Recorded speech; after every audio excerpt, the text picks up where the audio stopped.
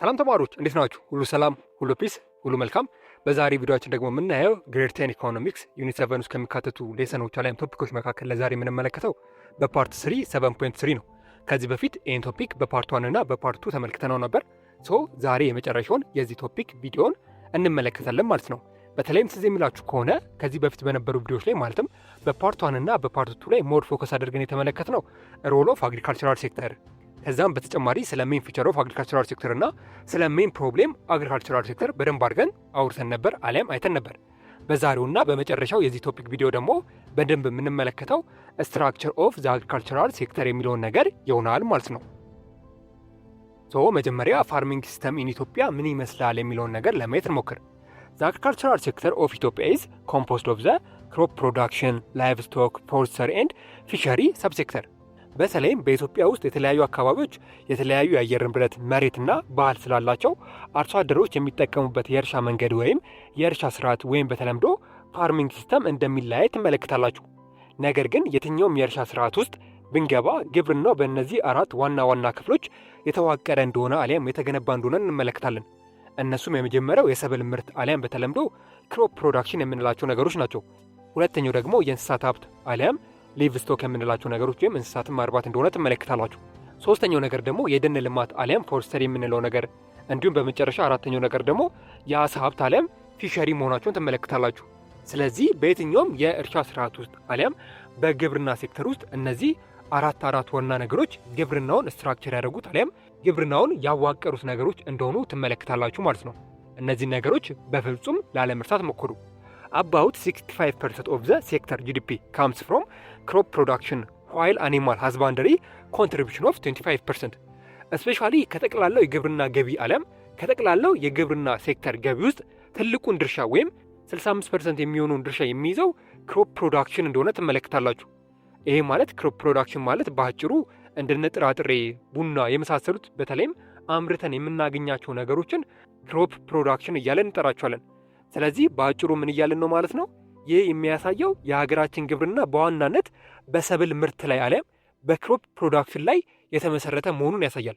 ቢኮዝ ከአጠቃላይ የግብርናው ሴክተር ገቢው 65% የሚሆነውን ገቢ ክሮፕ ፕሮዳክሽን ስለሚያስገኝልን ማለት ነው። ሁለተኛ ላይ ደግሞ ትልቅ ገቢ የሚያገኘው ከእንስሳት አሊያም ከላይቭ ስቶክ እርባታ እንደሆነ ትመለከታላችሁ።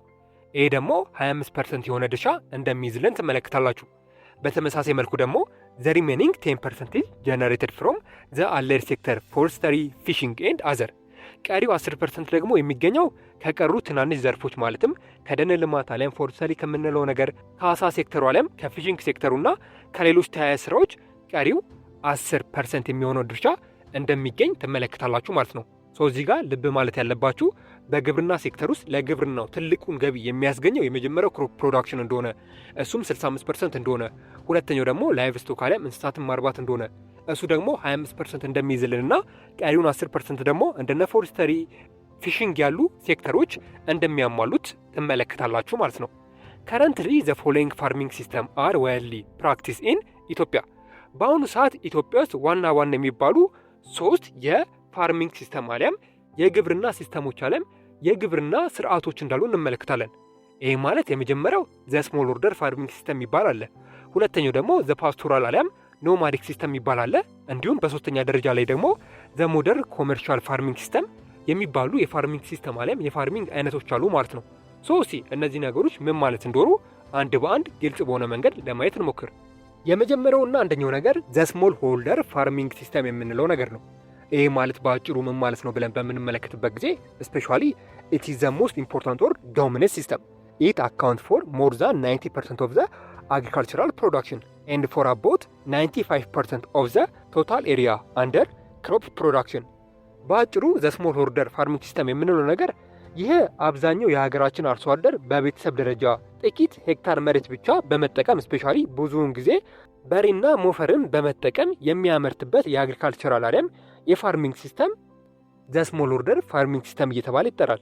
በተለይም በትላልቅ ማሽኖችና በረጅም ሄክታር መሬት ላይ ከሚካሄደው ዘመናዊ እርሻ አሊያም ኮመርሻል ፋርሚንግ ሙሉ ለሙሉ ተቃራኒ የሆነ ነገር እንደሆነ የምታዩና የምትመለከቱ ይሆናል። ይህ ስርዓት ለሀገራችን ግብርና የጀርባ አጥንት እንደሆነ ትመለከታላችሁ። በሀገራችን ከሚመረተው አጠቃላይ የግብርና ምርት ማለትም ሰብል፣ የተለያዩ እንስሳቶች ውስጥ ከ90% በላይ የሚሆኑን የሚያመርቱት እነዚህ አነስተኛ መሬት ያላቸው አርሶ አደሮች እንደሆኑ ትመለከታላችሁ። ይሄ ማለት ምን መሰላችሁ? ለምሳሌ ሀገሪቱ ውስጥ 100 ኩንታል እህል ከተመረተ 90 ኩንታሉን ያመረቱት በየቀበሌው ያሉ አነስተኛ አራሾች ወይም ትናንሽ መሬት ያላቸው ገበሬዎች ናቸው እያለን ነው። ከዛም በተጨማሪ በኢትዮጵያ ውስጥ ለሰብል ምርት ከታረሰው ጠቅላላ መሬት ውስጥ 95% የሚሆነው በአነስተኛ አርሶ አደሮች የተያዘ እንደሆነ ትመለከታላችሁ። በትላልቅ ኩባንያዎች አሊያም ባለሀብቶች የተያዘው መሬት 5% አካባቢ ብቻ ነው። ይሄ ማለት በኤግዛምፕል በምንመለከትበት ጊዜ ለምሳሌ በሀገሪቱ ያሉትን የእርሻ መሬቶች በሙሉ በአንድ ላይ ብንደምርና 100 ቦታ ብንከፍለው 95ቱ ቦታዎች የአነስተኛ አራሾች ወይም የአነስተኛ አርሶ አደሮች ማሳዎች ናቸው እያልን ነው ማለት ነው። በአጭሩ ምን እያልን ነው ማለት ነው? ስሞል ሆልደር ፋርሚንግ ሲስተም የምንለው ስፔሻሊ ትናንሽ መሬት ይዘው የሚያርሱ ገበሬዎችን አሊያም አርሶ አደሮችን ስሞል ሆልደር ፋርሚንግ እያለን እንጠራቸዋለን። ይሄ ማለት በትናንሽ መሬት ላይ ብቻ የሚታረሱ የተለያዩ የግብርና ምርቶችን ይህን ሲስተም ስሞል ሆልደር ፋርሚንግ ሲስተም እያለን እንጠራዋለን። በተለይም እንደዚህ አይነት ሲስተሞች በተለምዶ ከ2 ሄክታር በታች የሆኑ እንደሆኑ ትመለከታላችሁ። ስለዚህ አንድ አርሶ አደር ከ2 ሄክታር በታች የሆነ መሬት ላይ የሚያርስ አሊያም ምርቱን የሚዘራ ከሆነ ይሄ አርሶ አደር ምንድነው እያለን ነው?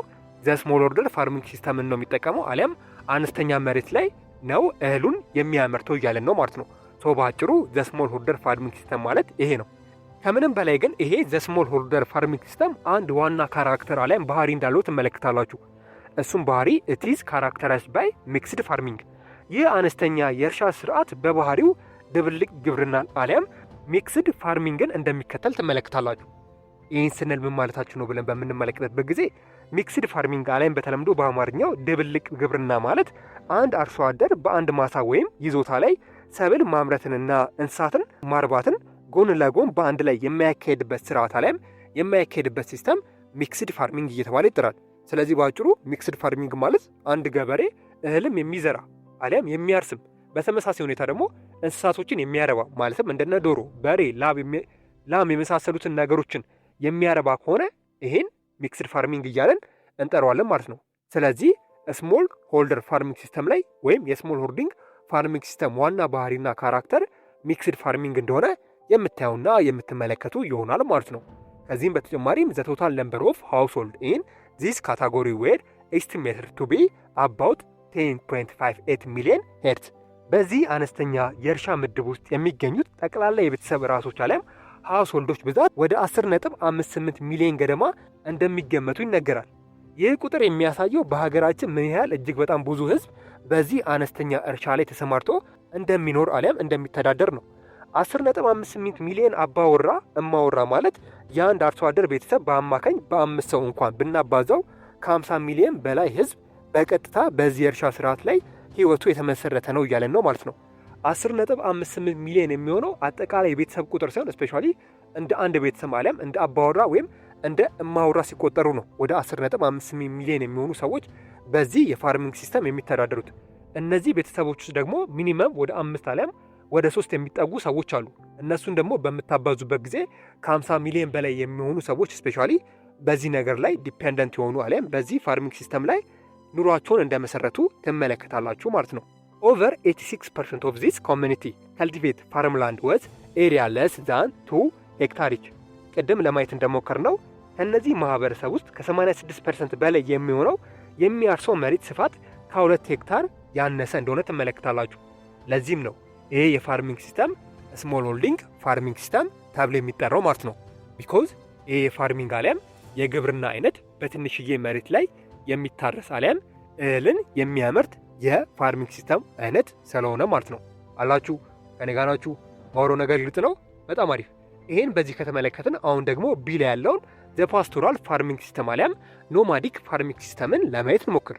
ዘ ፓስቶራል ፋርሚንግ ሲስተም የምንለው ደግሞ የግብርና አይነት ምን ማለት ነው ብለን በምንመለከትበት ጊዜ በአጭሩ ዜር ሬንፊድ ክሮፕ ፕሮዳክሽን ኢዝ ናት ፖሲብል ቢኮዝ ሎው ሌቭል ኦፍ ኤራክቲክ ሬንፎል ኤንድ ፒፕል ሬሊ ሞር ኦን ላይቭ ስቶክ ኦፍ ሰብስተንስ። ስፔሻሊ ዘ ፓስቶራል ፋርሚንግ ሲስተም የምንለው ነገር በእነዚህ አካባቢዎች ያለው የዝናብ መጠን በጣም አነስተኛ ላይም ሎው ሌቭል እና የማይታመን ወይም ወቅቱን ያልጠበቀ ኢራክቲክ በመሆኑ በዝናብ ውሃ ላይ የተመሰረተ የሰብል ምርት ማካሄድ እጅግ በጣም ከባድ እንደሆነ ትመለከታላችሁ። በአጭሩ ዘ ፓስቶራል ፋርሚንግ ሲስተም የምንለው ነገር እስፔሻሊ እነዚህ ቦታዎች ላይ የሚኖሩ ሰዎች በከፍተኛ ሙቀት አሊያም ቆላማ አካባቢ የሚኖሩ ሰዎች ናቸው። ማለትም እንደ አፋር ክልል፣ ሶማሌ ክልል፣ ጋምቤላ ክልል የመሳሰሉት እጅግ በጣም ከፍተኛ ሙቀት ያለባቸው ቦታዎች ላይ የሚኖሩ ሰዎች ምንም አይነት ምርት ማምረት አይችሉም። እንደምታውቁት አፋር ላይ እንደ ልባችሁ ዝናብ አታገኙም። ሶማሌ ላይም ቢሆን እንደዛው። ስለዚህ እነዚህ ሰዎችን በተለምዶ ዘ ፓስቶራል ፋርሚንግ ሲስተም አሊያም ኖማዲክ ፋርሚንግ ሲስተምን እንደሚከተሉ ትመለከታላችሁ። ይሄ ማለት ምን ማለት ነው ብለን በምንመለከትበት ጊዜ በአጭሩ ምን እያልን ነው? እንደነ ጤፍ፣ ስንዴ ያሉ ሰብሎችን ለመዝራት መደበኛና አስተማማኝ ዝናብ ያስፈልጋል።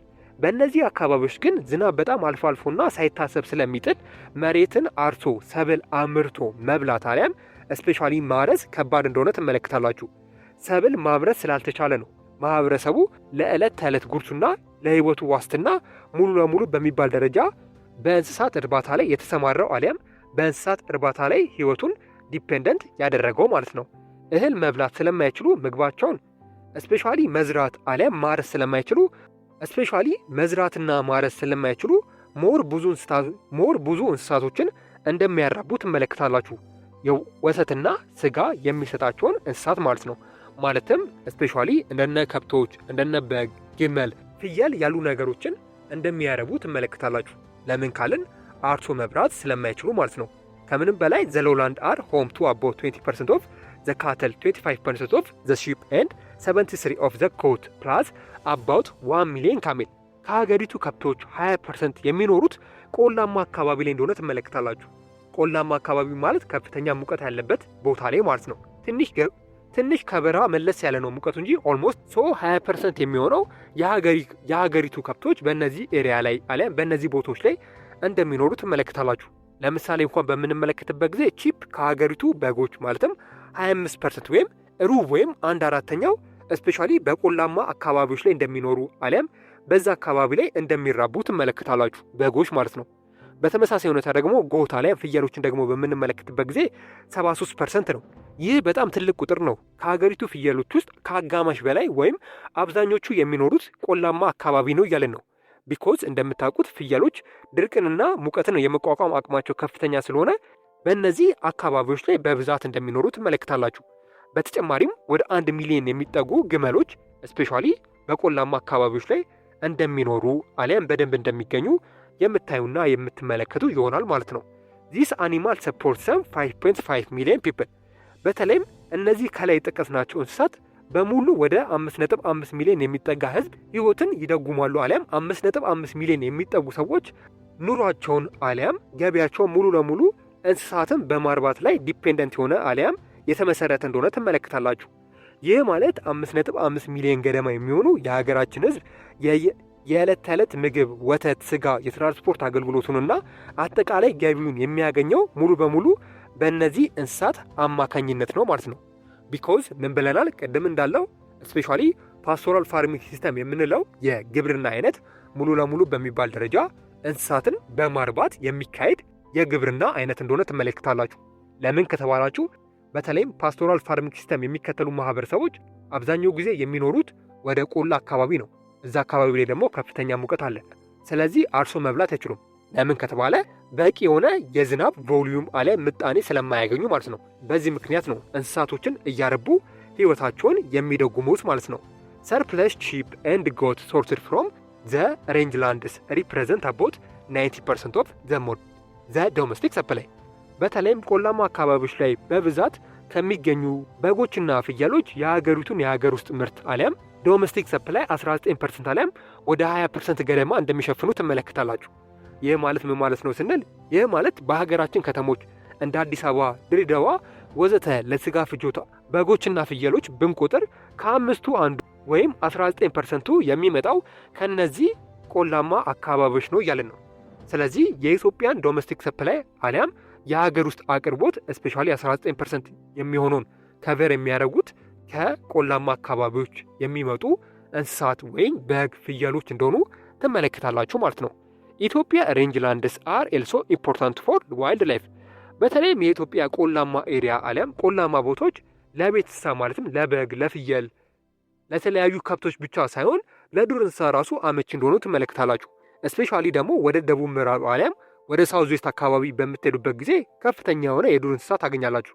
ከምንም በላይ ወደነ ቦረና አካባቢ ላይ ወደነ ጋምቤላ አካባቢ ላይ በምትሄዱበት ጊዜ ከፍተኛ የሆነ የዱር እንስሳ ቁጥር ልታገኙ ትችላላችሁ። ቢኮዝ የኢትዮጵያ የቆላማ መሬት አቀማመጥ ሲበዛ ለዱር እንስሳቶች አመቺ ስለሆነ ማለት ነው።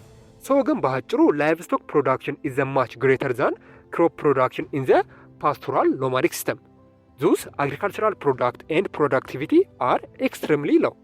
በአጭሩ ምን እያልን ነው? ስፔሻሊ ፓስቶራል ፋርሚንግ ሲስተም የምንለው ነገር ከፍተኛ የሆነ አግሪካልቸራል ፕሮዳክትን የማታገኙበት ማለትም በግብርና የሚተዳደሩ ሰዎች ያልሆኑበት ይልቁንም ብዙ የሆኑ ላይቭ ስቶኮችን አሊያም እንስሳቶችን በማርባት የሚተዳደሩበትን ሲስተም ፓስቶራል ፋርሚንግ ሲስተም እያለን እንጠራለን።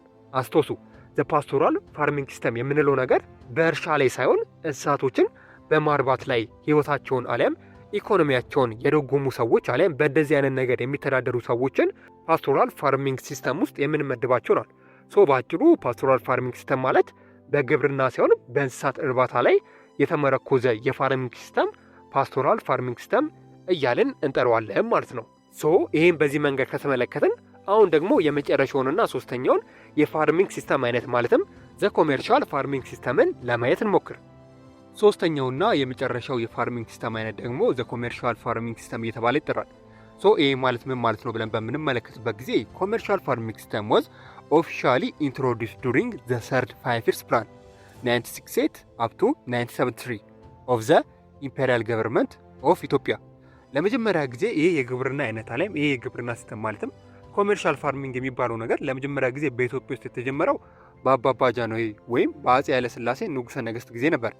ይህ ማለት በሶስተኛው የኢኮኖሚክ ፕላን ማለትም ከ1968 እስከ 1973 በተተገበረው ሶስተኛው የኢኮኖሚክ እቅድ ውስጥ ስፔሻሊ ይህ ኮሜርሻል ፋርሚንግ ሲስተም ለመጀመሪያ ጊዜ ተካቶ በኢትዮጵያ ውስጥ ለመጀመሪያ ጊዜ እንደተተዋወቀ አሊያም ኢንትሮዲውስ እንደተደረገ ትመለከታላችሁ ማለት ነው። ሶ በአጭሩ ለመጀመሪያ ጊዜ ዘ ኮሜርሻል ፋርሚንግ ሲስተም የሚባለው የግብርና አይነት ስፔሻሊ በአባባ ጃንሆይ ጊዜ ወይም በአፄ ኃይለሥላሴ ጊዜ የተጀመረ ነገር መሆኑን በፍጹም እንዳረሱ።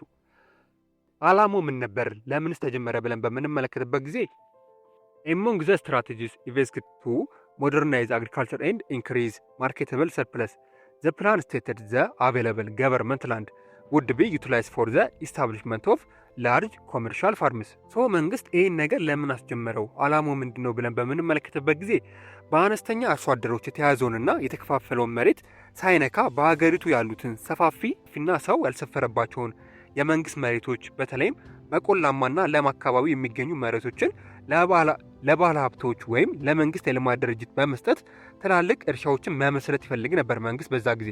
ሶ ምክንያቱ ምን ነበር ብለን በምንመለከትበት ጊዜ ለምንድን ነው ሰፋፊ መሬቶችን ለባለ ሀብቶች የሚሰጠው? እንዲያለሙት አሊያም እንዲያርሱት ለምንድን ነው የሚያደርጉ ብለን ደግሞ በምንመለከትበት ጊዜ የመጀመሪያውና አንደኛው ነገር ግብርናውን ማዘመን ነበር። ይህ ማለት እስካሁን ያየናቸው አነስተኛ አራሾች በብዛት የሚጠቀሙት በሬና ሞፈርን ነው። ይህ እቅድ ግን በትላልቅ ማሽኖች እንደ ትራክተርና ኮምባይነር የሚታገዝ ዘመናዊ አሰራርን የሚከተል ይሆናል። በአጭሩ ምን እያልን ነው? ስፔሻሊ ስሞል ሆልዲንግ ፋርሚንግ ሲስተም የሚባለው በአነስተኛ መሬት ላይ የሚታረስ የግብርና ሲስተም ነው። ይህ ደግሞ በትላልቅ መሬቶች ላይ ስፔሻሊ በተለያዩ ዘመናዊ ማሽኖች በመታገዝ የሚታረስ ከሆነ ይህን ነገር ኮሜርሻል ፋርሚንግ ሲስተም እያልን እንጠራዋለን ማለት ነው። በሌላ በኩል ደግሞ ኢንክሪዝ ማርኬተብል ሰርፕለስ ነው። ይህ ማለት አነስተኛ አራሾች የሚያመርቱት ለቤተሰብ ጉርስ አሊያም ሰብስተንስ የሚሆን ነው። ይህ ማለት ከቤተሰብ አልፎ ለሀገር ከሀገር አልፎ ስፔሻሊ ለወርድ አለም ኤክስፖርት የሚደረግ ነገር አይበቃም ነበር አሊያም ትልቅ የሆነ የሰርፕለስ ወይም የአቅርቦት ችግር ነበር። ነገር ግን ኮሜርሻል ፋርሚንግ ሲስተም የተቋቋሙት በቀጥታ ለሀገር ውስጥ ትላልቅ ፋብሪካዎች ግብአት የሚሆን ወይም ወደ ውጭ ሀገር ተልኮ ዶላር የሚያስገኝ ትርፍ ምርትን በብዛት ለማምረት እንደሆነ ትመለከታላችሁ ማለት ነው። ትናንሽ መሬትን ይዘው የሚያርሱ የተለያዩ አርሶ አደሮች ከቤተሰብ አልፈው ስፔሻሊ ሀገርን የመመገብ አቅም የላቸውም ቢኮዝ ትናንሽ መሬት ስላላቸው። ይሄ ግን በዋናነት ትላልቅ መሬት ነው እና ባለሀብቶች ደግሞ የሚያርሱት በበሬ ወይም በሞፈር ሲሆን በዘመናዊ ማሽኖች ነው። ስለዚህ እጅግ በጣም ብዙ ምርት ያመርታሉ ተብሎ ስለሚጠበቅ ለሮ ማቴሪያልነት ከዛም ባለፈ ለውጭ ከሀገር ውስጥ አልፎ ለውጭ የሚላኩ ኤክስፖርት የሆኑ ካሽ ክሮፖችን ያመርታሉ ተብሎ ይጠበቃል። ሶ ለዚህ ነበር መንግስት ለመጀመሪያ ጊዜ ኮሜርሻል ፋርሚንግ ሲስተም የሚባለውን ነገር በኢትዮጵያ ውስጥ እንዲጀመር ያደረገው ማለት ነው። በዚህም የተነሳ መኒ ኢንተርፕረነር ረንትድ አር ዲቨሎፕድ ኮሜርሻል ፋርምስ ኢን አዋሽ ቫሊ፣ ዘሪፍት ቫሊ ኤንድ አዘር ኤሪያ። በዚህም የተነሳ መንግስት በነደፈው ወይም መንግስት ባወጣው ፕላን መሰረት በርካታ የግል ባለሀብቶች ወይም ኢንተርፕረነርስ ወይም ኢንቨስተር የምንላቸው ሰዎች መሬት እየተከራዩ በትላልቅ የንግድ እርሻዎች ላይ ተሰማሩ። ማለትም በተለያዩ ኮመርሻል ፋርሚንግ ሲስተም ላይ መሰማራት እንደጀመሩ በተለይም በአዋሽ ሸለቆ አሊያም አዋሽ ቫሊ አካባቢ፣ በሪፍት ቫሊ ወይም በስምጥ ሸለቆና በሌሎች ለም አካባቢዎች ላይ እነዚህ ኮመርሻል ፋርሚንግ ሲስተሞች በብዛት እንደተስፋፉ ትመለከታላችሁ። መንግስት ያቀረበውን ኦፖርቹኒቲ በመጠቀም ትላልቅ ባለሀብቶች ትላልቅ መሬቶችን በመከራየት በእነዚህ አካባቢዎችና በሌሎች አካባቢዎች ላይ ስፔሻሊ ወደ ስራ መግባት እንደጀመሩ ትመለከታላችሁ። ነገር ግን ከጊዜ በኋላ አፍተር ዘ 1974 ሪቮሉሽን ኦል ዚስ ፋርምስ ዌር ኮንፊስኬትድ ባይ ዘ ገቨርንመንት። ከምንም በላይ በ1974 ማለትም የደርግ መንግስት መፈንቅለ መንግስት አድርጎ የኢትዮጵያን መንግስት ኮንትሮል ካደረገ በኋላ ይሄ ነገር ሊትራሊ ወደ ታች እንደወረደ ትመለከታላችሁ። ማለትም እንደምታውቁት የደርግ መንግስት ሶሻሊዝም አሊያም ኮማንድ ኢኮኖሚ ሲስተም ነበር የሚከተለው። ሰው ቀጥታ ፓወሩን ከያዘ በኋላ አሊያም መንግስት ከሆነ በኋላ ሊትራሊ በሚባል ደረጃ ባለሀብቶች ያላቸውን ነገሮች በሙሉ እንደወሰደባቸውና እሱ ማስተዳደር እንደጀመረ ትመለከታላችሁ። በዚህም የተነሳ በኢትዮጵያ ውስጥ የተጀመረው የኮሜርሻል ፋርሚንግ ሲስተም ሊትራሊ በሚባል ደረጃ ዊክ እንደሆነ አሊያም ደካማ እንደሆነ አሊያም ኢንክሪዝ ከማድረግ ወይም ከፍ ከማለት ይልቅ ዝቅ ማለት እንደጀመረና ዲክሪዝ ሬት ውስጥ መግባት እንደጀመረ ትመለከታላችሁ። ለምን ካልን በዛ ጊዜ የደርግ ስርዓት ሙሉ ለሙሉ ባለሀብቶች ይዘውት የነበሩትን መንግስት ስለቀማቸው አሊያም በሱ ስር ስላደረጋቸው ማለት ነው። የሰፓሬት ሚኒስተሪ ኦፍ ስቴት ፋርምስ ዲቨሎፕመንት ወዝ ሴት አፕ ኤ ማኔጅ ኤንድ ኤክስፓንድ ስቴት ፋርምስ ኤልሶ አናዘር ሰፓሬት ሚኒስተር ኦፍ ዘ ሚኒስተር ኦፍ ኮፊ ኤንድ ቲ ዲቨሎፕመንት ወዝ ኢስታብሊሽመንት። በተለይም የደርግ መንግስት ከመጣ በኋላ ሁለት ዋና የሚባሉ የሚኒስተር ተቋማትን አቋቁሞ ነበር። እነሱም የመጀመሪያው ሚኒስተሪ ኦፍ ስቴት ፋርምስ ዲቨሎፕመንት ይባላል፣ ወይም በአማርኛው የመንግስት እርሻዎች ልማት ሚኒስተር እንደማለት ነው። ይሄ ሚኒስተር ስቴት ኃላፊነቱ ምንድን ነው ብለን በምንመለከትበት ጊዜ መንግስት የያዛቸውን በሀገሪቱ የሚገኙ ትላልቅ መሬቶችን አለም የእርሻ ቦታዎችን ወይም ስቴት ፋርምስ የሚባለውን ነገር በበላይነት ማስተዳደርና አዳዲስ የመንግስት እርሻዎችን ማስፋፋት ነበር የዚህ ሚኒስተር ዋና ኃላፊነት ማለት ነው። ይሄ ማለት መንግስት የራሱን እርሻዎች እንደ ትልቅ የኢኮኖሚ ምንጭ ስለቆጠራቸው እነሱን ብቻ የሚከታተልና የሚያስፋፋ ራሱን የቻለ ሚኒስተር መስሪያ ቤት እንዲኖረው እንዳደረገ ትመለከታላችሁ፣ በደርግ ዘመነ መንግስት ማለት ነው። ሁለተኛው ደግሞ የቡናና ሻይ ሚኒስተር አለም ሚኒስተሪ ኦፍ ኮፊ ኤንድ ቲ ዲቨሎፕመንት ይባላል። የዚህ ሚኒስተር ኃላፊነት ምንድን ነው፣ ሪስፖንሲቢሊቲው ምንድን ነው ብለን በምንመለከትበት ጊዜ የሀገሪቱ ዋና የውጭ ንግድ ኤክስፖርት ሰብሎች የሆኑትን በተለይም ቡናንና ሻይን ማልማት፣ ማቀነባበል፣ ለገበያ ማቅረብ እንደሆነ ትመለከታላችሁ።